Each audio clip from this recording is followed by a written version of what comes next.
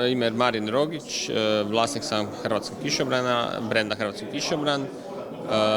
Znači, proizvodimo kišobran u Zaprešiću. Ovdje sam na poziv organizatora konferencije G2. Pa ova konferencija je svakako specifična po pitanju toga, zato što mislim da je ova konferencija emocija, obzirom da ovdje su ljudi koji nemaju nekakva možda hiper super očekivanja, nego je svako došao predstaviti nekakvu svoju priču, svoje viđenje Hrvatske i Hrvatska u prvom planu. A obzirom da smo mi hrvatski kišobran, onda naravno da nam je ova konferencija jako drugačija od drugih konferencija. Ja bih ovu konferenciju tekako preporučio drugima, pogotovo onima koji gunđaju i koji kažu da se ništa nikada ne može, sve se može, uvijek treba biti samo jako strpljiv, ko Forrest Gump, treba biti strpljiv, treba raditi, treba se truditi i onda stvari dođu same po sebi. Ja bi svima bi to predložio, zato što mislim da umrežavanje sa našim ljudima iz svijeta, koje, kažem, opet ponavljam, su ovdje došli o svom trošku da bi slušali naše poduzetničke priče, mislim da to treba poštivati i cijeniti.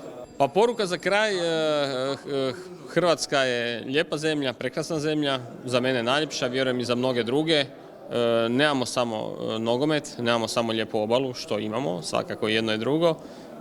Imamo i naše poduzetništvo, imamo naš nekakav ponos i imamo naše znanje. Evo, imali smo večeras priliku vidjeti i ekipu iz Mioca, djecu koja osvajaju zlata po svijetu iz informatike. Znači, imamo znanje, imamo svašta.